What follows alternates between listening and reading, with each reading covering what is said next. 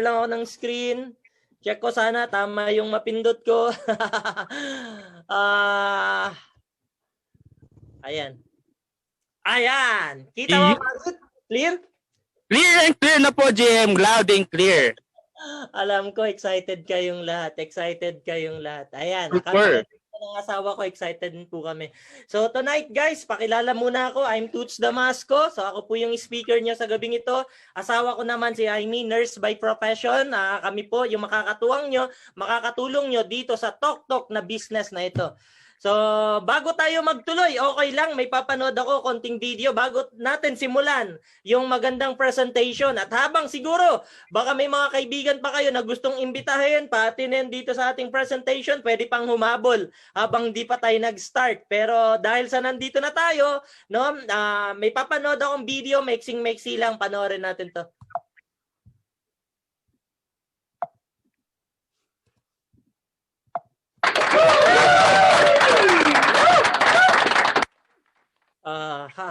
Ayan, panoorin lang muna natin to. Well, Here we go! Virus pandemic in our own way, but it's probably safe to say that KCTV5's Neil Jones looks at it a little differently than most.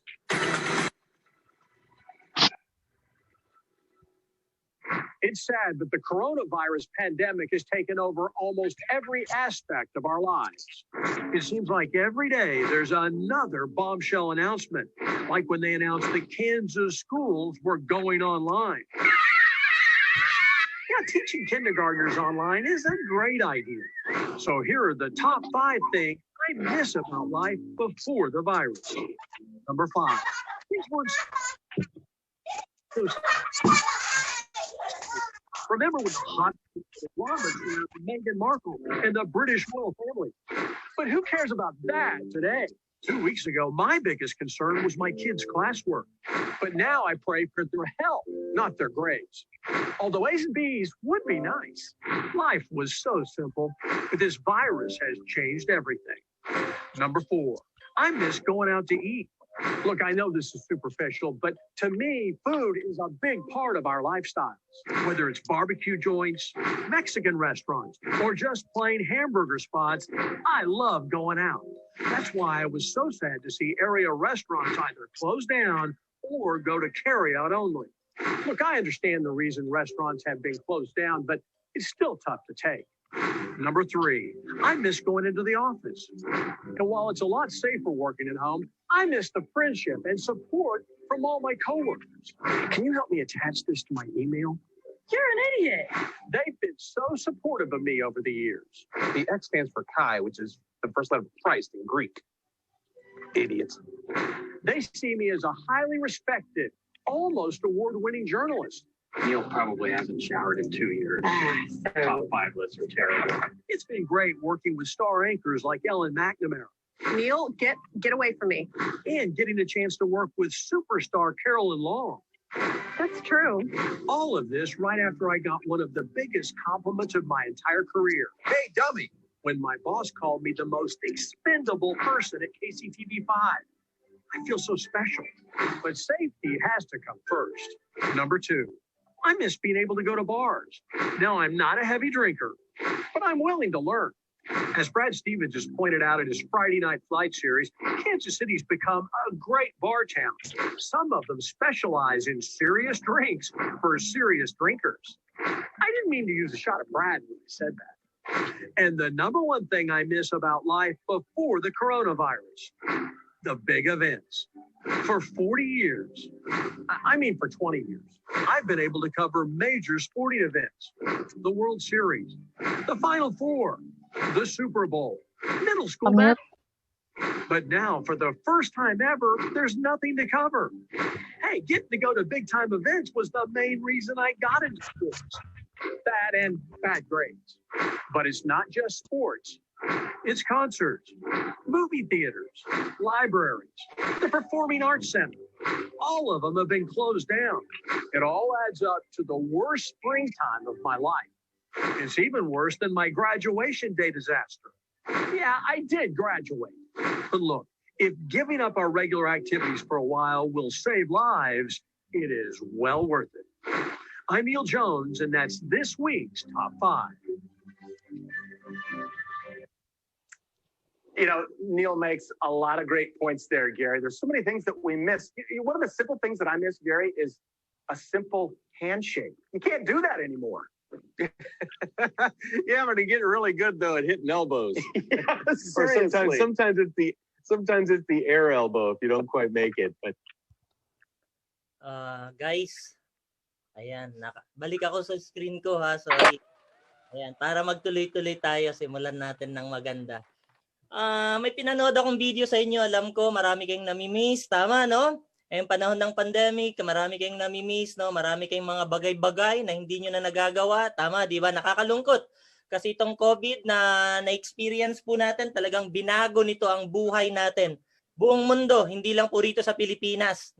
So, kinakailangan natin mag-adjust kasi wala na tayong magagawa doon, tama ba? Pero alam nyo, merong isang nakakatakot na naging epekto ng COVID sa ating lahat. Ito, tuloy ko. Alam ko lahat kayo maraming na-miss. Tama ba ako, Ma'am Vilma? Parang marami kang na-miss sa pamilya mo. Tama? And tuloy tayo. Ayan. Ito yung pinaka-worst na epekto ng COVID. Sa totoo lang, guys, yung financial hardship. Would you agree? Na lahat tayo ngayon namomroblema financially. Karamihan, hindi man lahat, pero majority ng mga tao ngayon, buong mundo, ang problema, pera. Pera. Bakit? Kasi nga po, nung pumasok yung pandemic, anong nangyari? Anong nangyari? Nagsara mga negosyo. Tama ba? Nagsara mga negosyo. Ang epekto, nawalan tayo ng mga kabuhayan. Nawalan tayo ng negosyo, nawalan tayo ng trabaho. Ang ending, nahihirapan tayo financially. Kaya alam ko, kayong lahat dito, kaya kayo nandito sa aking presentation ngayong gabi, kasi nagbabaka sakali kayo. Nagbabaka sakali kayo, baka itong tok-tok na ito, baka ito na yung sagot sa matagal nyo ng panalangin. Baka ito yung magiging sagot sa financial na problema ninyo. Kaya kayo nandito. Tama ba ako? And kung mag-alala, tulungan po namin kayo. Along my presentation, napapakita ko sa inyo yung beauty ng business na ito. And nung panahon ng pandemic, ito yung karaniwang problema na karamihan sa mga negosyo nagsara. Kapareho ng salon, mga hotel, mga gym. Napakaraming apektadong negosyo. Halos lahat apektado. Actually, kami nung asawa ko, actually kami ang nag-ooperate ng mga negosyo ng biyenan ko. Kasi yung biyenan ko, nung wala pa pong pandemic, no, meron din siyang salon, meron siyang mga food carts na ino-operate. Yung biyenan ko, naka-reside sila sa Hong Kong. And kaming dalawan mag-asawang pinagkatiwalaan nila rito. So kami nagmamanage ng mga business. Ang nangyari, pagpasok ng pandemic, walang choice kundi isara. Alam nyo, nung isinara namin yung negosyo, nung pumasok po yung pandemic, kinabahan po ako personally. Talagang natakot talaga ako. Natakot ako. Bakit? Kasi pamilyado akong tao. May dalawa kaming anak, no? Tapos, syempre, may mga bills tayo, may bahay kaming binabayaran. Kinabahan ako, sabi ko, paano na pag lockdown? Paano na pag tigil ang negosyo? Paano na pag hindi tayo makalabas ng bahay natin? Anong mangyayari sa atin? Alam ko yan din yung worry nyo nung panahon ng lockdown. Would you agree? Alam mo, kabadong-kabado po ako. And bago tayo magtuloy, pakilala muna ako kasama ng asawa ko. Ayan po asawa ko si Amy, isang nurse. Yan naman po ako, isa akong computer engineer na ngayon po mga tok-tok operator na. Yes! Ngayon ay proud operator po kami ng tok-tok. Ayan naman po kami with our humble home at saka yung aming sasakyan. Diyan nakikita nyo ngayon. O ngayon, tuloy po tayo. Nakakatuwa, no? During the pandemic, maraming nagsarang negosyo. Yes, napakaraming business na nagsara, pero may mga nag-trend din. May mga negosyo na naging trending din at kumita talaga ng todo. Gusto nyo malaman kung aling mga negosyo yon? Ito po sila. Yung mga negosyo na may kinalaman sa pagkain. Karamihan ng mga negosyo na may kinalaman sa pagkain, during the pandemic, grabe, sobrang lakas nila. As in, lahat. Tapos ang nakakatawa, halos lahat ng mga taong nawalan ng trabaho, nawalan ng negosyo, anong ginawa? Naging online seller ng mga pagkain, tama ba? Nandyan yung may nagbebenta ng pansit, may nag-aalok ng kung ano-ano, tama ba? Ganon din po kami. Kami po rito sa bahay ko, no, nung panahon ng pandemic, imagine mo, dati wala naman kaming freezer. Nung nagkaroon ng pandemic, kaming mag-asawa, bumili kami ng freezer. Tapos nag-alok-alok kami ng mga frozen products. Kapareho ng siomai, siopaw, mga ganyan. Nagbenta po kami niyan nung panahon ng pandemic. Bakit? Kasi yan ang trending na negosyo. Kasi total, nasa bahay ka rin lang, edi pwede ka namang mag-alok-alok, pwede mong gawin, wala namang mawawala. Tama ba? O pangalawang nag-trend na business, yung tinatawag na healthy products o yung mga produkto na may kinalaman sa health. Bakit siya naging mabenta during the pandemic hanggang ngayon? Kasi ngayon mas na-appreciate na natin yung value ng health. Ngayon, di ba? Dati wala ka namang pakialam sa health mo eh. Tama, di ba? Feeling mo malakas ka parate. Pero nung nagkaroon ng COVID, natakot ka rin. Ngayon, grabe, ingat na ingat ka na sa pagkain mo. Ngayon, tinitignan mo na yung mga food supplements na pwede mong i-take para makatulong, palakasin yung katawan mo, tama ba? So, ibig sabihin, lahat ng mga products na may kinalaman sa health, nag-boom po yan nung panahon ng pandemic. So, yan yung mga produkto na naging in nung panahon ng pandemic. Kaya po si Mercury, kaya nga si Pure Gold, talagang kumita talaga sila ng todo. And tayo naman, eto naman nakakatawa, tayo naman na mga consumer, tayo naman na mga tao, di ba nag-lockdown? Di ba nag-lockdown, nasa bahay lang tayo? Di ba tayo, as much as possible na tayo gusto nating mag-grocery, tayo gusto nating pumunta, bumili tayo ng gamot sa Mercury, di ba hindi natin magawa? Di ba hirap na hirap tayong mag-travel, hirap na hirap tayong lumabas ng bahay, anong ginagawa natin? Anong ginagawa natin para makarating yung mga food essential sa bahay natin? Di ba karamihan sa inyo, anong ginawa nyo? Nagpapa-order na lang online. Di ba karamihan sa inyo, nagpapa-order na lang sa Lalamove, karamihan sa inyo, nagpapa-order na lang sa GrabFood, etc. Tama? Hindi nyo na kinakailangan lumabas ng bahay nyo, nasa bahay na lang kayo. Tama, di ba? At diyan ko napatunayan, guys, diyan ko napatunayan na isa sa pinakamalaking negosyo na hindi natin namalayan. Tandaan nyo to, isa sa napakalaking negosyo na hindi natin namalayan during the pandemic, yung tinatawag na delivery services. Isa yan sa napakalaking negosyo na hindi natin napansin during the pandemic. Bakit? Try to imagine po, ngayong panahon po na to, pansinin nyo, dyan sa lugar po ninyo, halos lahat, may Lalamove, may Grab, may Mr. Speedy, etc. Ibig sabihin, karamihan po sa mga household natin ngayon, sanay na po silang magpa-deliver ng mga gamit nila, mga necessities, mga kailangan nila sa bahay, nang hindi na sila lumalabas sa kanilang tirahan. At ang maganda po nito, nakakatuwa, no? Yung delivery service na yan, na pinakamalaking negosyo sa panahon ngayon. Alam mo, nakakatuwa, no? Ito, kapareho ng mga to. Pansinin niyo yung mga yan, no? Si Grab, si Gogo, si Foodpanda, si Lalamove, si Ninjavan, si Shopee Express. Di ba? Yung mga yan, mga big time operator po yan ng delivery services. Ngayon po, kung mapapansin mo dyan sa lugar nyo, nako, sandamakmak ang mga operator, ay yung mga driver niyan. Tama ba ako? And isa yan, guys isa yan sa napakagandang negosyo sa panahon ngayon. Yan. Yang delivery service na yan. And nakakatuwa po, no, ngayon, halos lahat ngayon, no, halos natin sa panahon ngayon, lahat pinapa-deliver na. Lahat, pagkain, ipapa-deliver mo na lang sa bahay mo, tama, di ba? Yung mga grocery, pinapa-deliver na lang yan sa bahay mo, tama, di ba? Yung mga, di ba, yung mga McDonald's, yung mga Jollibee, pinapa-deliver na lang yan sa bahay nyo, tama, di ba? Kasi hindi ka naman na makapunta sa restaurant eh. Tama, di ba? Nag-iingat ka na rin, takot ka rin sa COVID, tama, di ba? Kaya ikaw, sa tingin ko, mas gusto mo yung mga Jollibee, McDo na yan, ipa-deliver na lang sa bahay mo, tama? Kaya isa sa mga pinaka-importante na negosyo sa panahon ngayon, yung tinatawag na delivery services. Yan yung mga riders na yan. And ito, sample, pati, di ba, pag bumibili ka ng sapatos mo, hindi ka na pumupunta ng SM ngayon. Anong ginagawa mo? Umorder ka na lang online. Tapos i-deliver diyan sa bahay mo, tama ba ako? And isa pa, no, pati mga electronics nyo, mga gadgets nyo. Di ba? Hindi nyo na yan binibili sa sa mga appliance center. Ang ginagawa nyo, pinapa-deliver nyo na lang sa bahay ninyo. And ganyan din, mga documents at marami pa pong iba. So halos lahat ngayon, guys, halos lahat ngayon pinapa-deliver na. Ngayon, sinong namamayagpag? Sinong kumikita? Sinong masaya? Siyempre, yung mga operator ng mga delivery services na yan. Ngayon, gusto kong ituro naman sa inyo ngayon kung paano ba talaga kumikita yung mga delivery service operator na yan. Tama? Parang si Grab, di ba? May nakita kang nagmomotor, nagga-Grab. O di ba, minsan natanong mo na ba sa kanya, magkano yung kinikita mo kuya? Paano ka kumikita kuya? Minsan tanongin niyo po sila.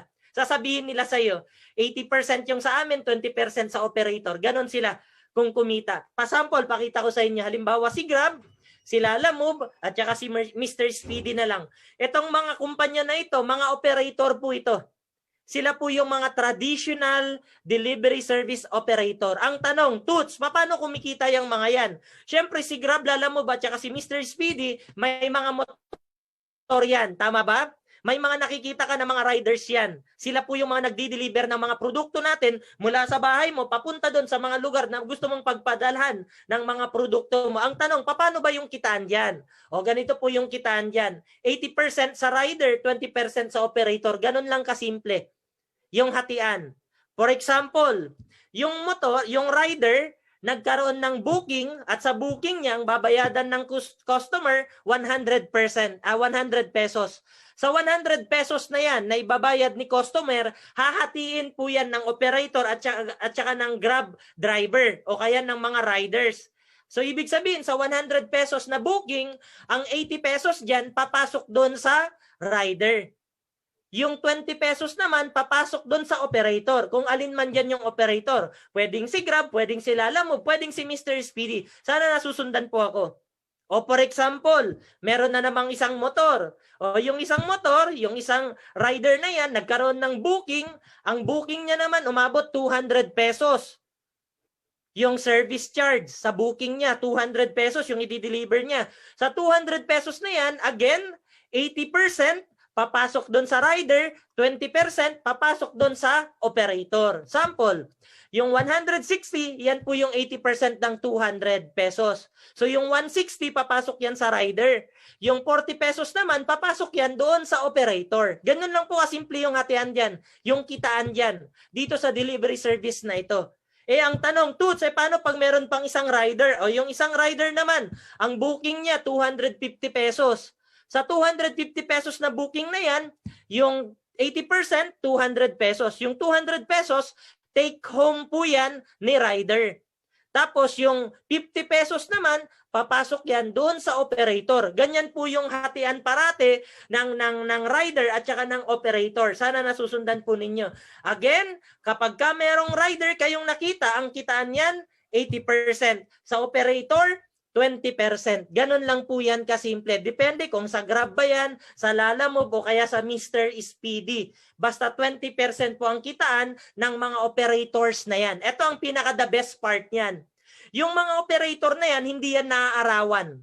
Yung mga operator na yan, hindi sila nahihirapan. Yung mga operator na yan, hindi mo sila nakikita.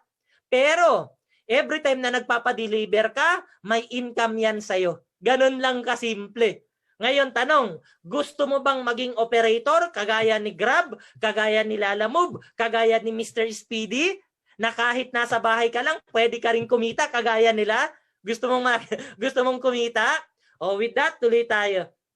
Guys, bigyan ko kayo ng sample computation kung paano kumikita ang isang traditional na operator. Halimbawa, si Grab. Si Grab, sample na lang natin kasi si Grab yung sikat. O kaya si Lalamove.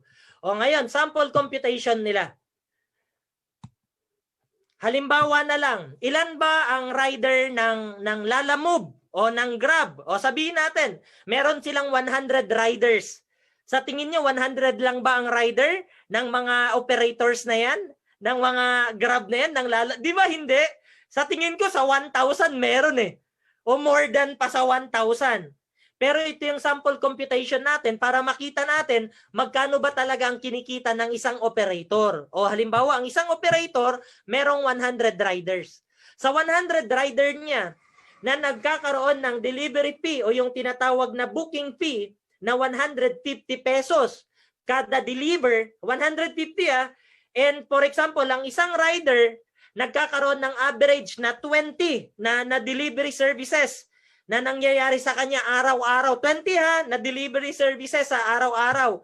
Yung 20% niyan, yan yung income ng tinatawag na operator. O for example, 100 riders times 150 na delivery service charge times 20 na delivery na per day nila, i-times mo sa 20%, that 60,000 pesos. Yan yung profit income nila sa isang araw. Ibig sabihin, ganito lang kasimple. Ang isang operator, kapag merong 100 na rider, pwedeng kumita yan ng 60,000 pesos per day. Grabe no, 60,000 na income araw-araw. Antindi, di ba? Pag kinompute mo yan, in 30 days, magkano kaya yan? In 30 days, ang kinikita ng isang operator, pwedeng pumalo ng 1.8 million buwan-buwan. Ganyan kalaki ang kinikita ng isang operator. Oh, nakita nyo na ngayon kung gaano kalaki. And syempre, guys, syempre, hindi niya naman lahat makukuha buo yan na 1.8 million. Alam mo kung bakit? Kasi sa 1.8 million na gross na income niya, marami pa siyang babayadan dyan. Nandyan yung system ng application apps niya. Meron yung server maintenance niya. Nandyan yung mga pasweldo niya sa mga tao niya. Siyempre, may mga empleyado ang Grab. Tama ba? May mga customer service yan. Tama? Sinong magpapasweldo? Siyempre, yung operator, si Grab. Diyan kukunin sa 1.8 million yung mga pasweldo. Siyempre, may opisina rin si Grab. Tama ba? O ngayon, sino magbabayad ng renta ng opisina ng Grab? Siyempre, dito rin kukunin yan sa 1.8 million. Ibig sabihin, meron din niyang mga operational expenses na binabawas dyan. O sabihin na lang natin sa 1.8 million, yung 800,000 pan-operational expenses niya, edi meron siyang 1 million na income sa 100 riders. Eh ang tanong, 100 lang ba ang rider ng Grab? Would you think ang Lalamove, 100 lang ang riders nila? Aba, Diyos ko, hindi po. Siguro sa 1,000, sa 5,000, sa 10,000 meron. Ganyan karami. Tama ba? Ibig sabihin, sobrang laking industry pala ng delivery services na negosyo. Sobrang laki po nito. Lalo na ngayon, na halos lahat ng bahay ngayon, halos lahat ng tao ngayon, ang ginagamit cellphone na lang. Halos lahat ng tao ngayon, nagpapadeliver na lang sa bahay nila. Bihirang-bihira na kayo makita isang pamilya nagsha-shopping sa SM. Bihirang-bihira na kayong makakita isang pamilya kumakain sa Jollibee, sa Dunkin Donuts o kung saan man yan. Makikita mo sila nasa bahay na lang, umu-order na lang. Si Lalamove, si Grab, nagdo-doorbell na lang yan. Tama? Tapos nagbabayad na lang ng delivery service yan, yung mga pamilya na yan. Ibig sabihin, ang delivery service, malaking business po yan. Malaking negosyo yan. Ngayon, gusto nyo bang malaman kung paano mag-set up ng isang delivery service? Gusto nyo ba maging isang Grab? Gusto nyo ba maging isang Lalamove? Gusto nyo ba maging isang Mr. Speedy? O ngayon, kung gusto mong maging isang Grab, o ganito gagawin natin. Ganito gagawin natin. Mag-ready ka ng 50 million mo. Mag-ready ka ng 50 million mo. Bakit? Kailangan mo ng 50 million para makapagtayo ka makabili ka ng software mo na gagamitin mo sa system. Pagbili pa lang, paggawa pa lang, pagbuo pa lang ng software, gagastos ka na ng 50 million. So mag-ready ka niyan. Pag may 50 million ka, hindi pa riyan natatapos. Hindi pa riyan natatapos. Yang 50 million na yan, kulang pa. Bakit? Meron pa yung tinatawag na annual system maintenance. Which is magkano? 15 million naman. Ano naman to? Ito yung pag-aasikaso doon sa system mismo. Ito yung binabayadan nyo sa mga IT ninyo, sa server ninyo, etc. O kailangan mo pa ng 15 million taon-taon. O pag may ganyan kang kapital, edi pwede ka magtayo ng iyong delivery service kagaya ni Grab. Kagaya ni Grab. And for your information, si Grab at saka si Lalamove at saka si Mr. Speedy, hindi po pagmamayari yan ng Pilipino. Hindi po pagmamayari ng Pilipinas yan. Pero ginagamit natin. For your information, ang Lalamove, ang Grab at ang Mr. Speedy po na ginagamit natin araw-araw, ang may-ari po niyan ibang lahi. Mga taga-ibang bansa. Pero tinatangkilik natin yung negosyo nila.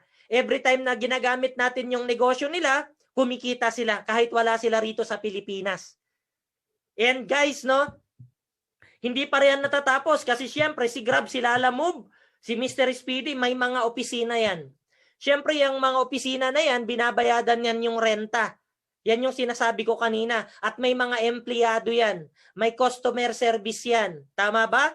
Kaya pinapasweldo ng kumpanyang Grab, ng kumpanyang Lalamove, at ng kumpanyang Mr. Speedy. Pero ito tanong, okay lang ba gumastos kung kikita ka naman 1 million buwan-buwan sa 100 na rider?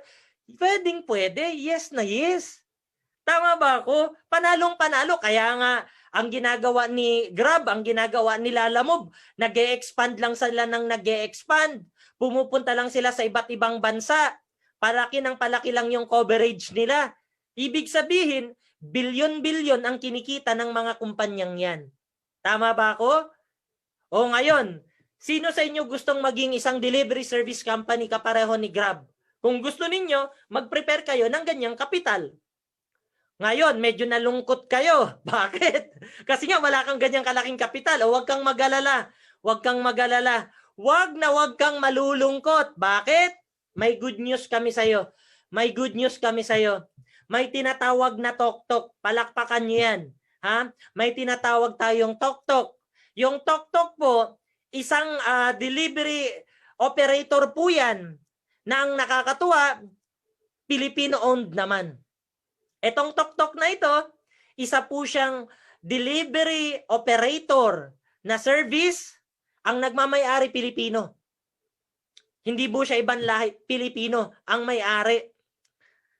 At ang nakakatuwa, yung negosyo nila na tok-tok, pwede mong i-franchise.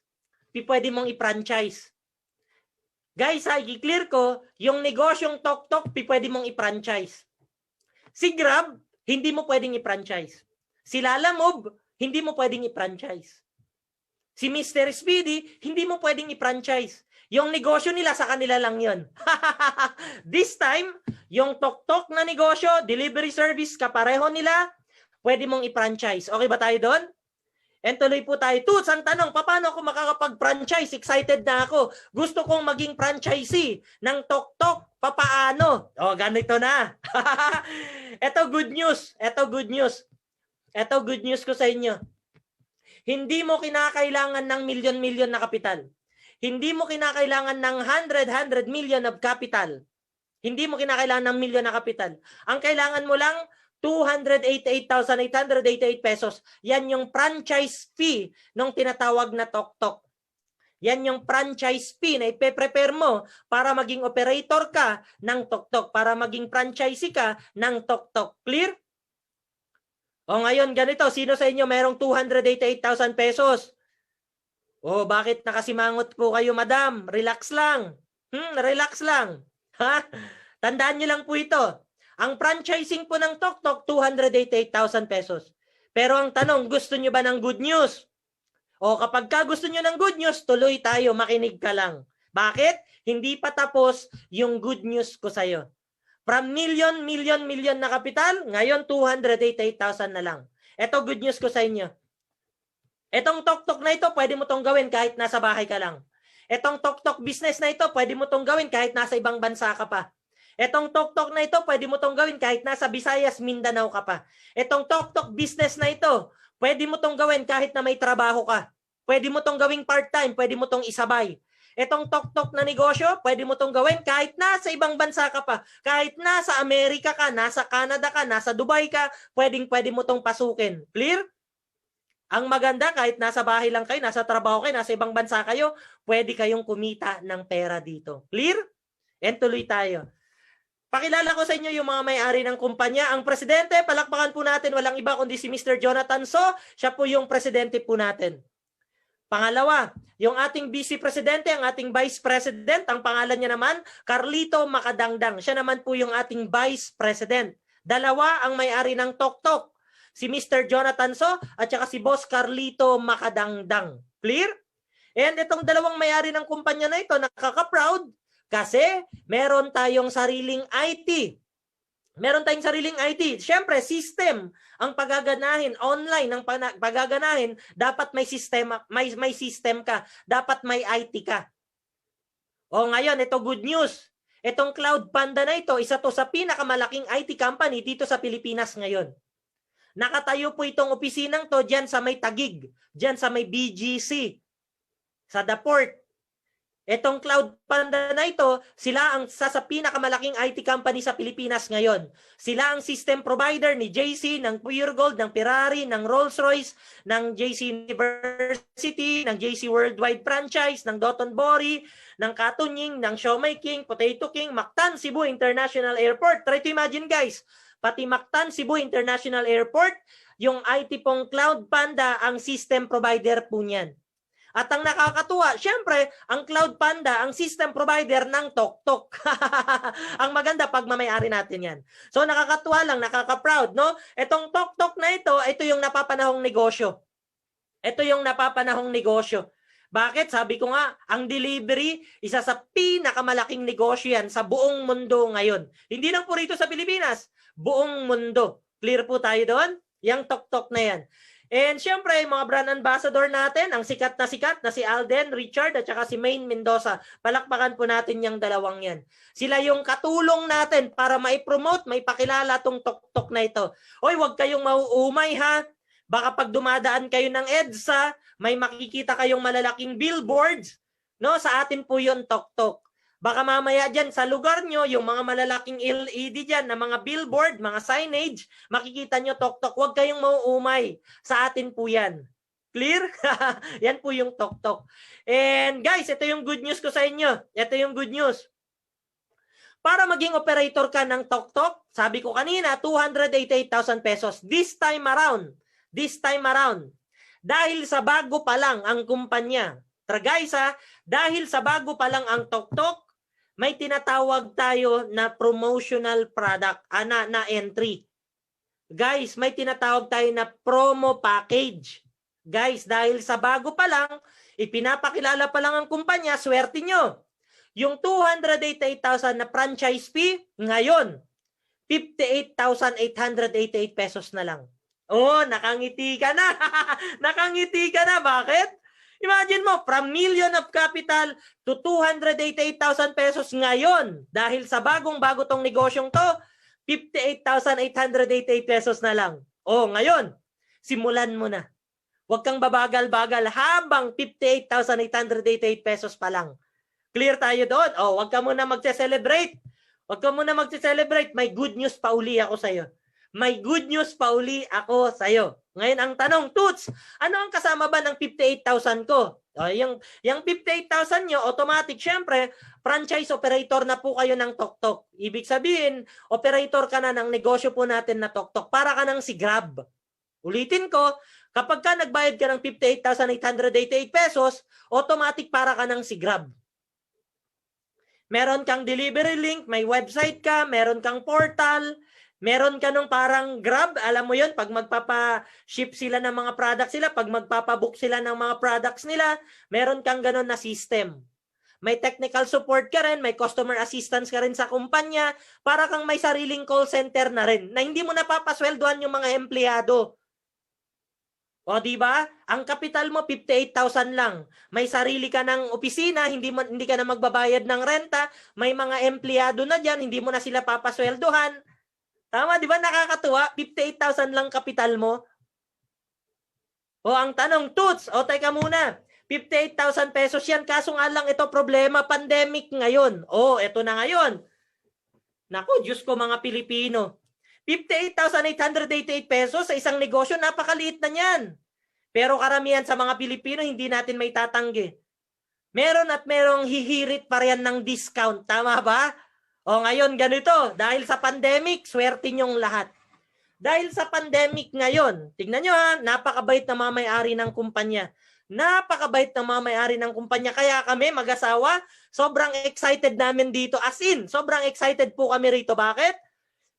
Kasi dahil dito sa pandemic, dahil sa may COVID, syempre yung mga may-ari ng kumpanya gusto ring makatulong sa inyo. Gusto rin nila kayong tulungan, makapag-start ka agad ng business. Ito good news namin sa inyo. Ito good news namin. Makinig maigi, ito good news namin sa inyo. Ngayong panahon ng pandemic, alam namin, naintindihan namin na mahirap ang buhay ngayon. Alam ko, ang 58,888 pesos ngayon, medyo mabigat pa rin sa bulsa mo. Tama ba? Pero ito good news ko sa inyo. Yang 58,000 pesos ngayon, hindi na 50,000. Hindi na 40,000. Hindi po yan 30,000 na lang. Hindi po ganon. This time, dahil sa may pandemic at gusto namin kayong tulungan, dito sa negosyong Tok-Tok, pwede na kayong magsimula sa halagang 16,888 pesos na lang. Yan yung good news namin sa inyo. Promo. Hanggang kailan yung promo na yan? Hanggang kailan? Hanggang Lunes na lang. Hanggang Lunes lang yan. So guys, ulitin ko sa lahat ng mga umattend, etong promo namin na 16,888 pesos para maging operator ka ng Tok-Tok, hanggang Lunes lang po ito. Kaya mas maganda bukas, mamaya, mag-qualify ka na kaagad. After ng presentation ko, kausapin mo yung taong nag-invite sa'yo rito. After ng presentation ko, kausapin mo yung tao na nagsabi sa'yo na pumasok dito sa Zoom para makinig. Pag nagustuhan mo to, dahil promo, 16,888 pesos lang, kausapin mo na, mag-usap na kayo kung paano ka na mag-start. Clear tayo doon. O ngayon, tanong, Toots, 16,000 operator na ako ng Tok-Tok.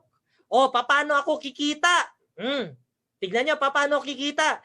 Kung si Lalamove, kung si Grab, kung si Mr. Speedy, ang kinikita nila 20%, o tayo, hindi 20%, sobra ka naman.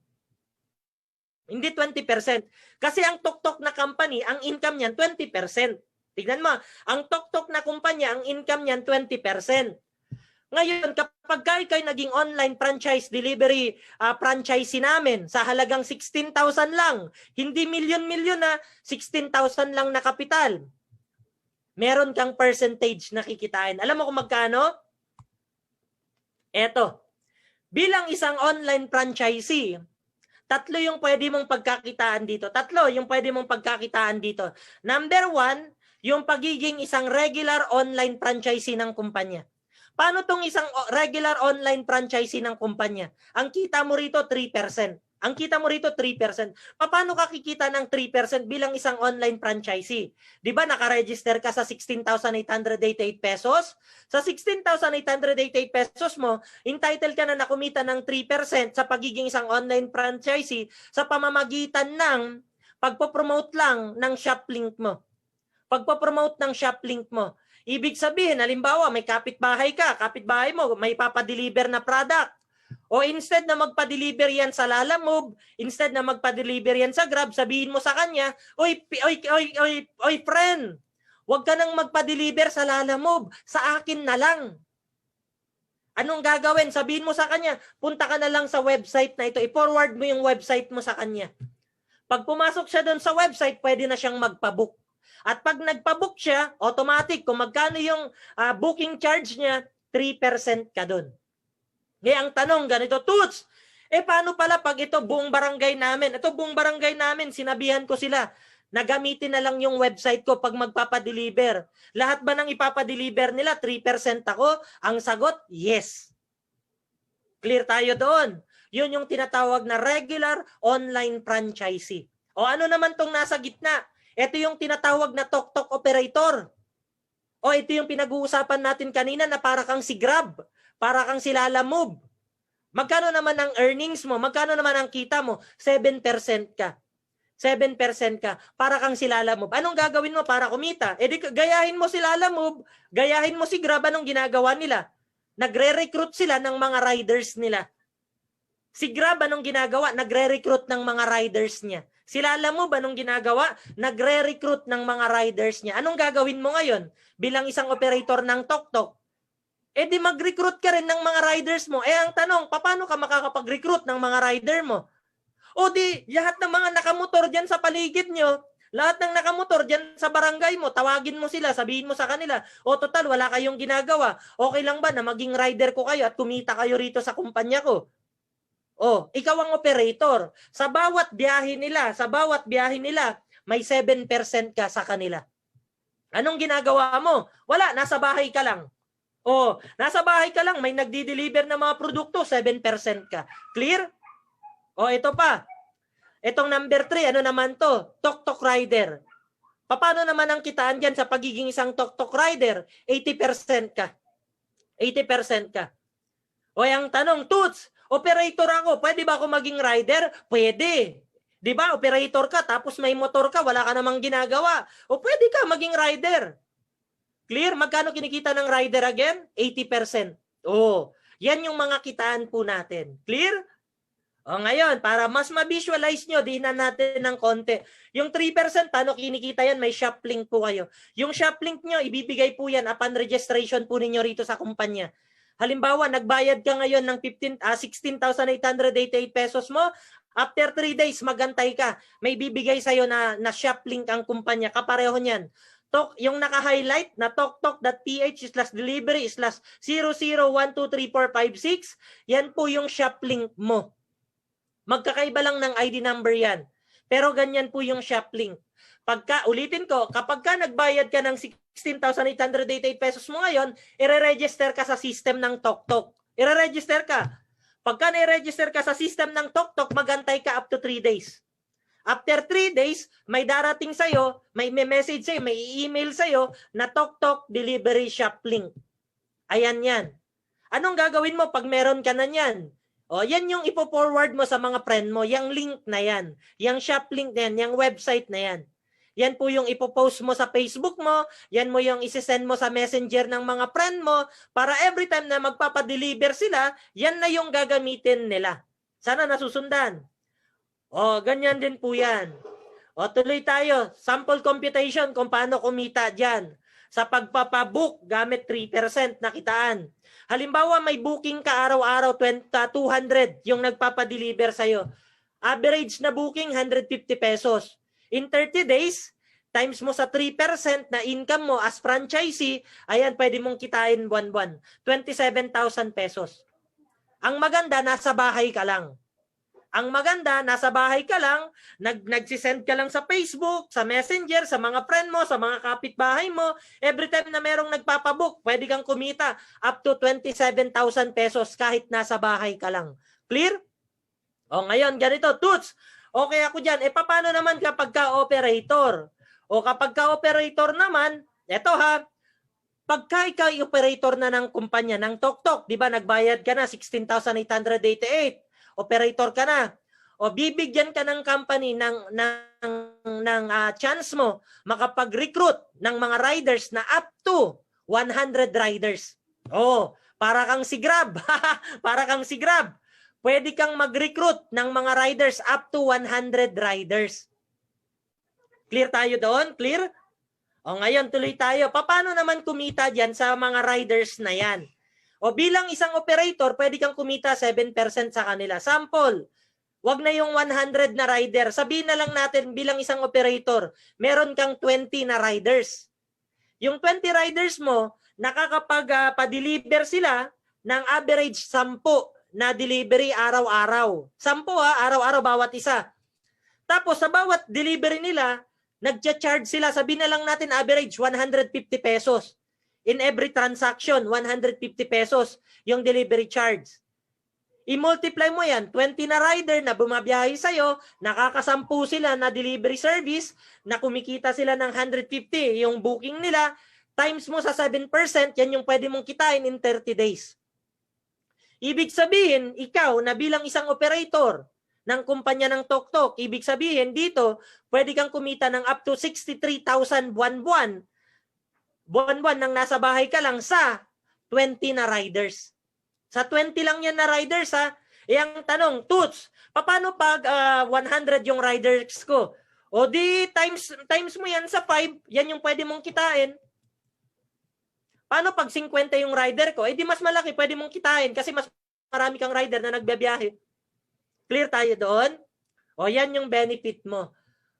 O ngayon, tanong, Toots, paano yung mga rider kumita again? Ang mga riders, pwedeng kumita yan 80%. Ang tanong, paano ba maging rider? Yung pagiging rider, simple lang naman yan. Kailangan lang dyan, may license, kinakailangan, may ORCR, dapat may license siya na NBI.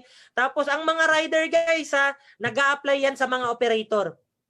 Hindi sa company, hindi sa TokTok company mismo, hindi po.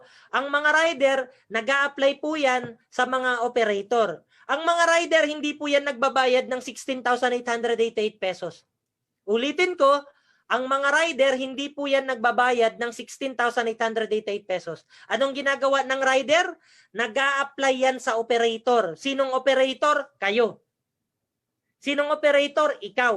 Ikaw na nagbayad ng 16,888 pesos, ikaw yung operator. Sa'yo mag-a-apply yung mga rider na yan. Clear? Sample computation, kinikita ng rider, ayan lang, 80% siya. Ayan, pwede siyang kumita ng 36,000 niya buwan-buwan. O basta ito, simple lang to. In every service ng isang rider, 80% ng 80% yung kinikita niya. Ibig sabihin, pag nakakabiyahe siya, 10 biyahe, araw-araw, pwede siyang kumita 36,000 buwan-buwan. Ganyan po ang kita ng isang rider. Nasusundan? O ngayon, tuloy tayo. Toots, okay na ako. Ang tanong, lalaki kaya yung tok-tok na yan? Kasi bago pa lang eh. Alam ko yung worry nyo. Sasabihin mo sa akin, Toots, marami na bang nagpapadeliver? Toots, marami na bang nagpapabooking? O sa ngayon, sasabihin ko sa'yo, 1 month pa lang ang kumpanya. 1 month pa lang. Nagpapakilala pa lang. Ulitin ko, ang kumpanya bagong-bago pa lang, 1 month pa lang, nagpapakilala pa lang ito. Kailangan ka namin. Pero huwag kang mag-alala, marami na bang nagpapabooking? Yes, marami na. Marami na bang nagiging rider? Yes, dumadami na. Marami na bang nagiging operator? Yes, dumadami na ang nagiging operator. Bakit dumadami na ang nagiging operator? Kasi simple lang. Alam niyo kung bakit dumadami na ang operator? Kasi ganito yan. Di ba ang kumpanya bago nagpapakilala pa lang? Swerte nyo. Swerte nyo talaga. Napakaswerte nyo. Bilang isang operator ng tok-tok, ikaw yan, operator ka na ng tok-tok, swerte mo. Bukod sa pinagkakakitaan mong mga riders, mga bookings, meron ka pang isang bonus. Ang tawag namin dito, referral bonus. Paano yan? Pwede mong ipakilala tong tok-tok na ito sa mga kapitbahay mo. Pwede mo tong ipakilala tong tok-tok na ito sa mga friend mo. Anong gagawin mo? I-refer mo lang sila rito. Halimbawa, may kapatid ka. Yung kapatid mo walang ginagawa. Yung kapatid mo walang ginagawa. Anong gagawin mo? Tawagan mo yung kapatid mo. Oy brother, total wala kang ginagawa. Pwede kang maging operator ng tok-tok. May promo sila ngayon. Yung dating 288,000 pesos, 58,000 na lang. Pero ang good news, yung 58,000 pesos na yan, dahil sa may COVID, dahil sa pandemic, 16,000 pesos na lang. Oy brother, dahil naka-promo 16,000, mag-member ka na, mag-register ka na, mag-apply ka na bilang isang operator. Walang requirements dito, brother, walang requirements. Kahit sino pwedeng maging operator. Kahit undergraduate, pwede. Kahit walang natapos, pwede. Mayaman, mahirap, pwede. Kahit nasa ibang probinsya, pwede. Kahit nasa ibang bansa, pwede. Ang tanong, pag yung kapatid mo nagustuhan niya yung negosyo, pinaten mo rito sa Zoom ko, nagustuhan niya yung negosyo, sumali. Sumali. Bumili ng package, naging tok-tok operator. Nagbayad ng 16,000. Ito, good news ko sa'yo. May bonus ka, 5,000 pesos sa kanya. Sinong magbabayad ng 5,000? Hindi yung kapatid mo. Ang magbibigay ng 5,000 sa'yo, kumpanya, yung tok-tok. Ganun po kaganda yan. O halimbawa, may pinsan ka. Yung pinsan mo nasa Cebu. O wala namang ginagawa, sabihin mo, oy Day, dahil wala kang ginagawa ngayon, o mag-register ka bilang operator, 16,000 lang. O pag sumali yung taga Cebu, the good news, meron kang 5,000 ulit. Ang tanong, Toots, paano kaibigan ko nasa Dubai? O nasa Dubai kaibigan mo, walang ginagawa, sabihin mo, oy sister, pwede mong i-part-time to kahit nasa Dubai ka, mag-apply ka bilang tok-tok operator, 16,000 lang ngayon. O, pag nag-qualify yan, good news, may 5,000 ka ulit. O, ang gandang negosyo, magkano kapital mo, magkano puhunan mo, 16,000 lang. Nakapag-recruit ka ng 3, o magkano kinita mo, may 15,000 pesos ka, wala ka pang ginagawa. Wala ka pang nire-recruit na rider. O mag-refer ka lang kasi pinapakilala pa lang tong kumpanya. Mag-refer ka lang, may tigpa 5,000 ka kada isa. Ang tanong, Toots, paano pag ang nai-refer ko 10? Oh, 10 nai-refer mo. Eh di good news, babayadan ka tigpa 5,000 kada isa. Magkano kinita mo? Eh di may 50,000 pesos ka na income. Magkano lang pinuhunan mo? 16,888 pesos. Eh nakapag-refer ka ng mga pwedeng maging operator sa lugar nyo. O di 50,000 pesos sa'yo. O di ba? Kaya guys tulungan nyo kami mag-promote. Kaya kayo naimbitahan dito kasi for sure gusto nilang i-share sa inyo yung opportunity. Yung nag-refer sa'yo, napakaswerte mo dyan. Napakaswerte mo kasi hindi mo makikilala tong opportunity ng TokTok kung hindi dahil sa kanya. Kaya yung taong nag-refer sa'yo, pasalamatan mo yan. Yung taong nag-refer sa'yo, bahulog ng langit sa'yo yan. Tandaan mo yan.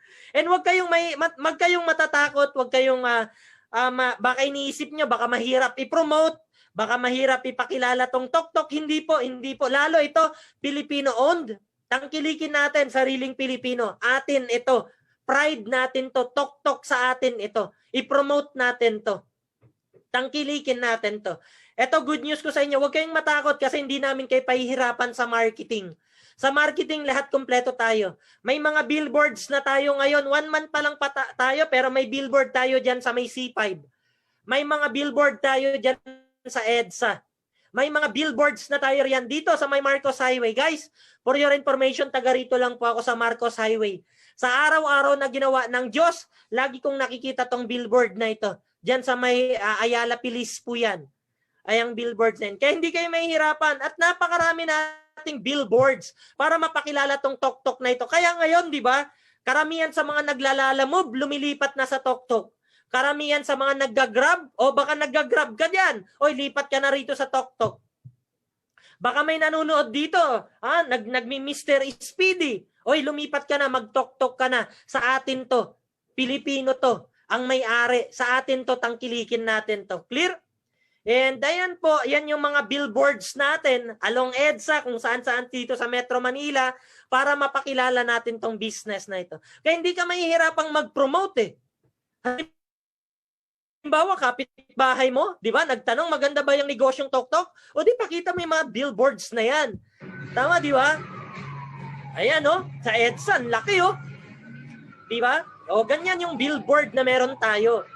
O kaya lahat ng mga rider, kilalang-kilala na ang TokTok. O, di ba? O, ito pa. Ayan,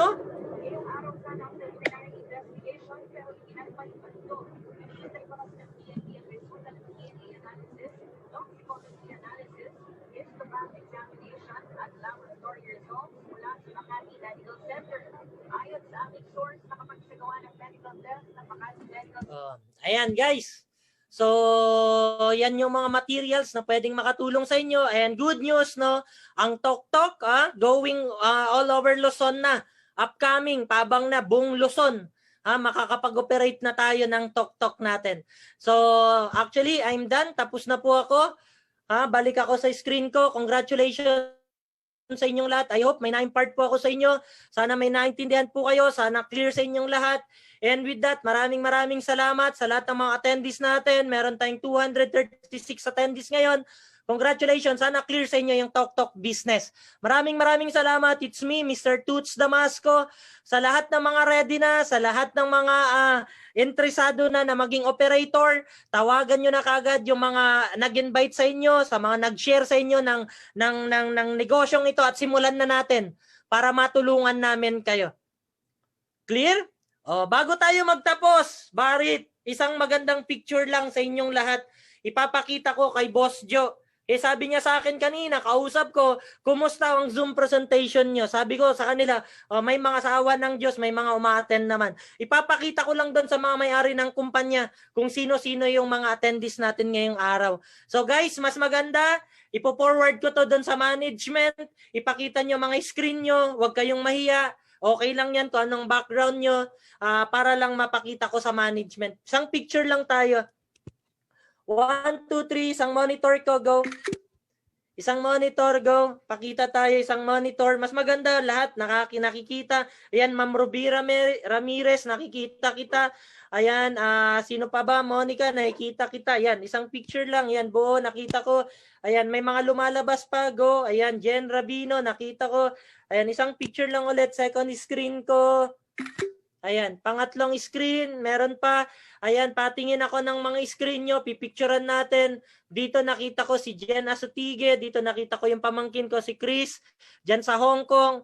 Ayan, Rain Santos, nakikita ko po kayo. Sorry walang mag-share screen please.